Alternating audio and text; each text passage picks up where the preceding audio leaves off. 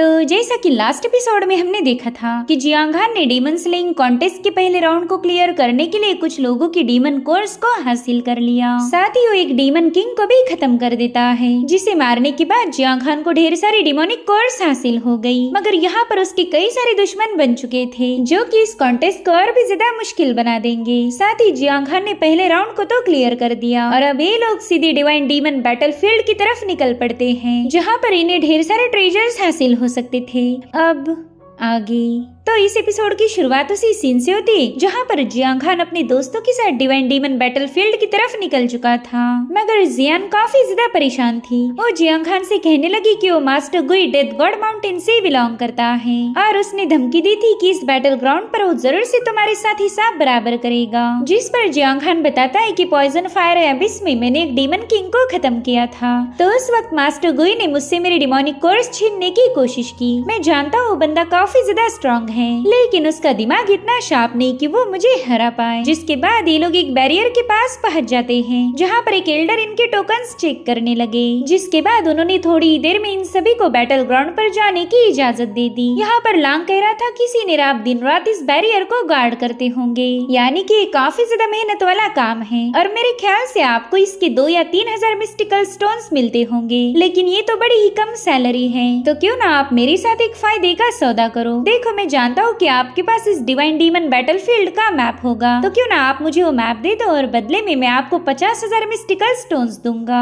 ये एक बहुत ही जनरस ऑफर है, तो प्लीज इसे मना मत कीजिए। जो सुनते साथ ही वो एल्डर काफी ज्यादा भड़क गए। वो कह रहे थे लड़के क्या तुम मुझे रिश्वत खिलाना चाहते हो? तो लांगो ने समझाने लगा कि सीनियर ये रिश्वत नहीं बल्कि हम दोनों के लिए एक बेहतरीन सा बिजनेस ऑफर है। चलो मैं 10,000 मिस्टिकल स्टोन्स और ज्यादा बढ़ा देता हूँ। ये रहे आपके 60,000 मिस्टिकल स्टोन्स और बस मुझे अब इतना बता दीजिए कि हमें थंडर मैरो कहाँ मिलेगा। मगर वो एल्डर तो उसके ऑफर को ठुकरा कर वहाँ से रवाना हो गए। जो देख टियानी उसी चिढ़ाते हुए कहने लगी कि मेरी जान हर जगह तुम्हारी रिश्तेदार नहीं हो सकते। इस बंदे ने तो तुम्हें काफी अच्छे से जलील किया। जिस पर लांग जवाब दे रहा था कि मेरे रिश्तेदार इस बुढ़े जैसे बेवकूफ तो बिल्कुल नहीं होंगे। अगर उन्हें इतना बड़ा ऑफर दे तो वो एक मैप क्या बल्कि खुद को ही बेच देंगे। जिसके बाद ये लोग सीधे बैटल ग्राउंड की तरफ निकल पड़े। वही दूसरी तरफ नियान अपने बड़े भाई जिंग चेन से कह रहा था कि भाई आपने बोला था कि बैटलफील्ड में जो भी लोग आएंगे उन्हीं में से एक के पास हमें वो एंशिएंट बीस्ट कोल्ड्रन मिल सकती है, तो क्यों ना हम 1 बाय 1 उन्हें चेक करें। जिस पर जिंगचेन कहने लगा कि हमारी डिवाइन सॉर्सरर ने बताया था कि जिस भी बंदी के पास एंशिएंट हेवनली बीस्ट कोल्ड्रन होगी वो अपने लेवल के बियॉन्ड जाकर पावर्स का यूज कर सकता है, यानी कि वो बंदा कल्टीवेशन के हायर लेवल पर नहीं होगा मगर फिर भी वो ताकतवर बंदे को आसानी से हरा सकता है, जैसे कि जियांगान। देखो बंदा कल्टीवेशन में हमसे भी नीचे वाले लेवल पर है मगर फिर भी उसने हमसे ज्यादा डीमन कोर्स कलेक्ट की थी। मुझे तो उसी बंदे पर शक हो रहा। जो सुनते साथ ही नियान तो काफी ज्यादा एक्साइटेड हो जाता है। वो कह रहा था भाई क्यों ना हम उसके साथ फाइट करके उसकी स्किल को चेक करें, इसी दरमियान हम उसकी फायर डीमन सोर्ड पर भी कब्जा कर लेंगे। जिस पर जिंगचेन कहने लगा कि अगर उस बंदे के पास डिवाइन कोल्ड्रन होगी तो हम उसका मुकाबला ही नहीं कर पाएंगे, आमने सामने तो बिल्कुल नहीं, इसलिए हमें यहाँ पर समझदारी से काम लेना होगा। और उतने में उन पर अटैक हो जाता है मगर जिंगचेन ने अपनी फैन का इस्तेमाल करते हुए उसे डिस्ट्रॉय कर दिया। दरअसल डोंगफिंग और साओ जिनशी वहाँ पर पहुँच चुके थे। डोंगफिंग कहने लगा कि तुम दोनों भाई एक नंबर के कमजोर और निकम्मे हो। क्या तुम्हें वाकई ऐसा लगता है कि तुम उस हेवनली बीस्ट कोल्ड्रन के लायक भी हो? जो सुनते साथ ही नियान काफी ज्यादा भड़क गया। अब वो भी डोंगफिंग पर हमला करने वाला था, लेकिन जिनचेन ने उसे रोक लिया। वो कह रहा था कि तुम उन लोगों को फॉलो करो, मैं बस थोड़ी देर में तुम्हारे पास पहुँच जाऊंगा। और हाँ, गलती से भी उस जियांगान के साथ फाइट मत करना। तो नियान तुरंत ही वहाँ से रवाना हो जाता है। इधर डोंगफिंग कह रहा था कि तुम अपने भाई के मुकाबले थोड़े से समझदार हो, तो चलो अब जल्दी से बता दो कि एंशिएंट बीस्ट कोल्ड्रन किसके पास है। मगर जिंगचेन कहने लगा कि पता नहीं तुम किस कोल्ड्रन का जिक्र कर रहे हो, मैंने तो ये नाम भी पहली बार सुना है। जिस पर डोंगफिंग कहने लगा कि मैं जानता ही था कि तुम अनजान बनने की नौटंकी जरूर करोगे, तो क्यों ना तुम्हें फाइट में हरा कर ही तुमसे इन्फॉर्मेशन हासिल की जाए। और अब यहाँ पर इन दोनों के दरमियान मुकाबला शुरू हो गया। वही दूसरी तरफ जियांगान अपने दोस्तों के साथ बर्फीले इलाके में पहुँच गया था। टियानियो ने तो पहली बार ऐसा स्नो वाला इलाका देखा था, जिससे वो काफी ज्यादा खुश हो गई। सिर्फ उसे यहाँ आकर मजा आने लगा। बाकी के लोग तो ठंड के मारे ही परेशान थे। और सबसे ज्यादा हालत खराब हुई थी लांग की। तो जियान उसे बताती है कि ये जगह एंशिएंट टाइम्स में गॉड और डीमन की बैटलफील्ड थी, इसीलिए यहाँ का मौसम हमारी दुनिया से हमेशा ही अलग रहता है। वेल, जियांग खान तो टियानियो को एंजॉय करता हुआ देखकर काफी ज्यादा खुश हो गया, मगर उतने में ही जियांग खान पर अटैक हो जाता है, जिसे उसने अपनी ब्रह्मा ब्लेड से काउंटर कर लिया। दरअसल ये हमला किया था नियान ने। उसके बड़े भाई जिंगचन ने उसे बताया था कि जियांग खान के साथ फाइट मत करना, लेकिन वो डीमन सोर्ड के लालच में आकर जियांग खान के साथ मुकाबला करने पहुंच चुका है। वेल, यहाँ पर जियांग खान ने उसके अटैक को काउंटर कर लिया था, तो नियान ने फटाफट से विंड टोर्नेडो को क्रिएट कर लिया और इसी की आड़ में उसने जियांग खान पर स्नेक अटैक कर दिया। मगर जियांग खान पर ऐसी फालतू की ट्रिक्स काम नहीं करती। उसने तो एक बार फिर से नियान के अटैक को काउंटर कर लिया था। जुदे को बंदा कहने लगा कि तुमने पहले राउंड में फर्स्ट प्लेस हासिल किया था, इसी से साबित होता है कि तुम काफी ज्यादा पावरफुल हो, तो क्यों ना तुम मुझे हरा के दिखाओ। अगर तुम जीत गए तो मैं चुपचाप से यहाँ से चला जाऊंगा, और अगर तुम हार गए तो तुम्हारी फायर डीमन सोर्ड तुम्हें मेरे हवाले करनी पड़ेगी।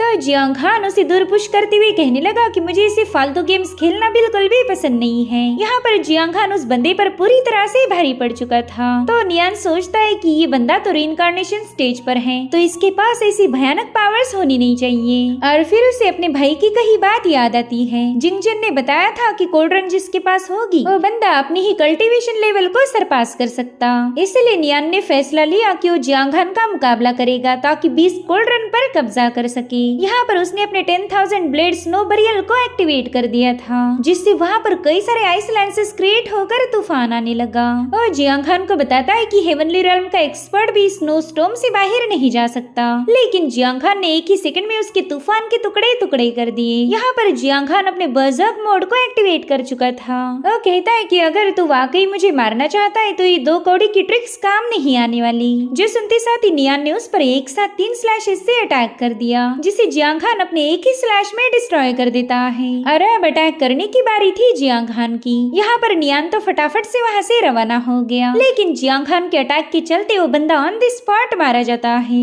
इधर जिंगचन इन दोनों के साथ निपट ही रहा था, मगर तभी उसने देखा कि नियान का जेट टोकन ब्रेक हो चुका। इसका सीधा मतलब ये था कि नियान की मौत हो गई, और इसी से जिंगचन काफी ज्यादा पैनिक हो जाता है। वहीं पर डोंगफिंग कह रहा था कि चल तेरा भाई तो मर चुका है, तो क्यों ना मैं एक अच्छा इंसान बन के तुझे भी उसके पास भेज दूं।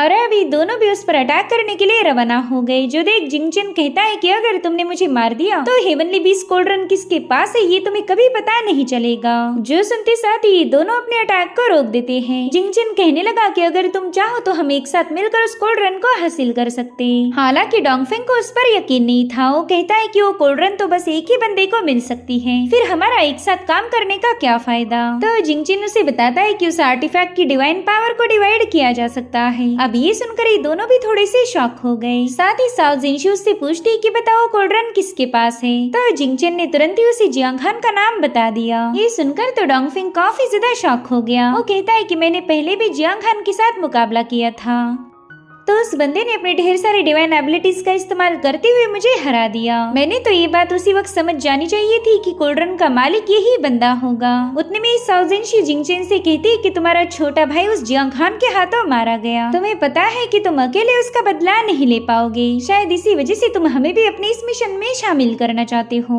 तो जिंगचन उसकी सोर्ड को नीचे करते हुए कहने लगा कि जियांग खान से वो कोल्ड्रन हासिल करने के लिए हमें एक वॉइड ब्रेकिंग रेल्म के बंदे की जरूरत पड़ेगी। उसके बिना जियांग खान के साथ फाइट करना यानी कि अपनी मौत को बुलावा भेजना। अब यहाँ पर तो हमें वॉइड ब्रेकिंग वाला बंदा मिलने से रहा, लेकिन हम तीनों मिलकर जियांग खान को आसानी से हैंडल कर सकते हैं। उसकी बातें सुनकर डोंगफिंग दिल ही दिल में सोच रहा था कि पता नहीं ये बंदा कौन सा प्लान बना रहा, लेकिन मैं इतना तो जानता हूँ कि ये बंदा जियांग खान को खत्म करने के लिए बेताब है, तो इसका यूज करना फायदेमंद होगा। एक बार जियांग खान मारा जाए फिर तो साओ जिनशू और मैं मिलकर इसे भी मार देंगे। इसलिए अब डोंगफिंग भी उस बंदे के साथ टीम अप होने के लिए रेडी हो गया, लेकिन तीनों जिंगचन से कह रहा था कि मैं तुम पर ब्लाइंडली ट्रस्ट नहीं कर सकता, तो मेरे ख्याल से हमने ब्लड एसेंस को आपस में एक्सचेंज करना चाहिए। एक बार जियांग खान खत्म हो जाए फिर हम कोल्ड्रन की पावर्स को भी बांट लेंगे और ये मिशन कंप्लीट होते साथ ही वो एसेंस भी मैं तुम्हें वापस लौटा दूंगा। यहाँ पर जिंगचन सोच रहा था कि मेरे पास भी पपेट सीक्रेट आर्ट है, मैं उसे बचपन से ही प्रैक्टिस करता आ रहा। सोल को कंट्रोल करना तो मेरे लिए काफी ज्यादा आसान है, इसलिए जियांग खान को खत्म करने के बाद मैं डोंगफेंग को कंट्रोल करके अपना पपेट बना लूंगा,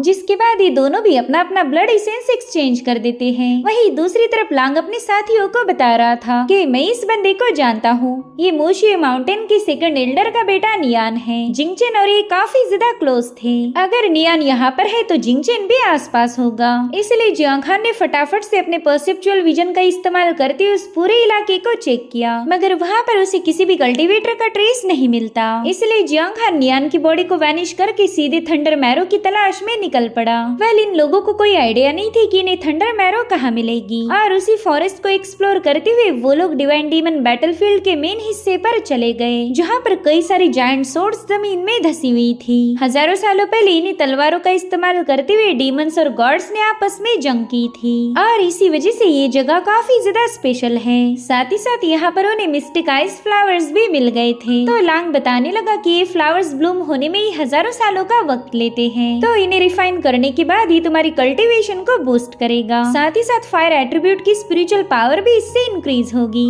यानी कि एक बहुत ही स्पेशल ट्रेजर है। जो सुनकर जियान कह रही थी कि लांग मुझे तुम्हारी बातों पर यकीन नहीं हो रहा, मुझे तो ऐसा लग रहा कि तुम्हें वे ही बातें बना रहे। तो लांग कह रहा था कि भला मैं तुम लोगों से झूठ क्यों बोलूंगा, मेरे ग्रैंडफादर के पास भी ऐसा ही एक फ्लावर है और उन्होंने ही मुझे इस फ्लावर की प्रॉपर्टीज के बारे में बताया था। तो जियांग खान तुरंत ही उन फ्लावर्स को प्लक कर लेता है। वो अपने दोस्तों से कह रहा था कि मेरे ख्याल से तुम इन मिस्टिक आइस फ्लावर को रिफाइन कर लो, तुम दोनों के पास मेटल एट्रीब्यूट की स्पिरिचुअल पावर है, जिसके चलते पिल रिफाइनिंग करते वक्त तुम्हारी फायर पावर कम पड़ जाती, मगर इस मिस्टिक आइस फ्लावर की वजह से तुम्हारी फायर एट्रीब्यूट स्पिरिचुअल पावर काफी ज्यादा इंक्रीज हो सकती है, जिससे तुम आगे चलकर अल्केमी को आसानी से परफॉर्म कर पाओगे। तो जियान और लांग ने भी उसकी बात मान ली। सो इन दोनों ने रिफाइनिंग शुरू कर दी और वहीं पर जियांग खान पहरा दे रहा था, लेकिन उसी वक्त डोंगफेंग, जिंगचन और साओ जिनशी वहाँ पर पहुँच गए। यहाँ पर डोंगफेंग जियांग खान से कह रहा था कि अगर तुम जरा भी समझदार होंगे तो एंशिएंट बीस्ट कोल्ड्रन हमारे हवाले कर दो। वहीं पर जिंगचन कह रहा था कि तुमने मेरे छोटे भाई को मार दिया, इसकी कीमत तो तुम्हें चुकानी पड़ेगी, आज तुम्हें खत्म करके मैं अपने भाई को ऑनर करूंगा। तभी जियांग खान डोंगफेंग से कहने लगा कि पहले राउंड में ही मैंने तुम्हें खत्म कर दिया था, तुमने तो अपनी इस दोबारा से मिली हुई जिंदगी को चेरिश करना चाहिए। और रही बात जिंगचन के भाई नियान की, तो उसने ही मुझ पर अटैक किया था,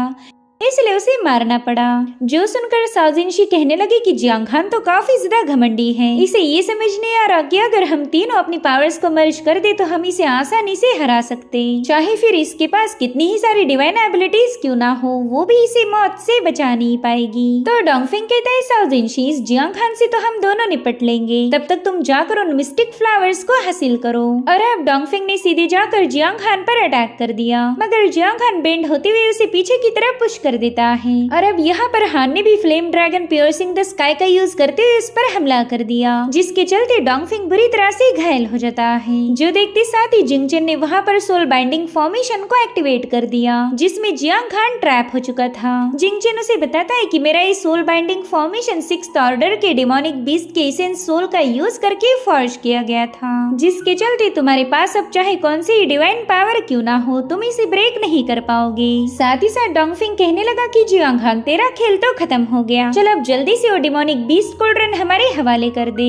जो सुनते साथ ही जियांग खान अपनी हेवनली आई टेक्निक को एक्टिवेट करते हुए कहने लगा कि मेरी कोल्ड्रन तुम्हारे जैसे कमजोरों के पास नहीं जाएगी, क्योंकि तुम इसके जरा भी लायक नहीं हो। साथ ही उसने एक ही सेकंड के अंदर सोल बाइंडिंग फॉर्मेशन को भी डिस्ट्रॉय कर दिया। यहाँ पर जियांग खान का बर्जर्क मोड देखकर जिंगचन कह रहा था कि ये तो एक बॉडी रिफाइनिंग डिवाइन आर्ट है, और उतने में जियांग खान बड़े इक्वल अंदाज में इन दोनों से कहने लगा कि चलो अब तुम दोनों मरने के लिए तैयार हो जाओ। और फिर उसने एक ही सेकंड के अंदर इन दोनों पर एक जोरदार पंच हिट कर दिया, जिसे तो इनकी डिफेंसिव शील्ड भी रोक नहीं पाती। वही दूसरी तरफ साओ जिनशी मिस्टिक आइस फ्लावर को हासिल करने के लिए जियांग खान के दोस्तों पर हमला करने वाली थी, मगर उसी वक्त जियांग खान अपनी फियर्स डीमन सोर्ड से उस पर अटैक कर देता है। हालांकि डोंगफेंग ने खुद की परवाह किए बिना ही जियांग खान के हमले से इस मनहूस लड़की को बचा लिया, जो कि शुरू से इस बंदे को खत्म करने की प्लानिंग बना रही थी। और उसे बचाने के चक्कर में यांगफेंग वहीं पर मारा गया। लेकिन साओ जिनशी को इससे कोई फर्क नहीं पड़ता, वो तो मौका मिलते ही वहाँ से भाग चुकी। और इसी के साथ एपिसोड यहीं पर एंड हो जाता है। Thank you so much for watching. Bye bye, take care.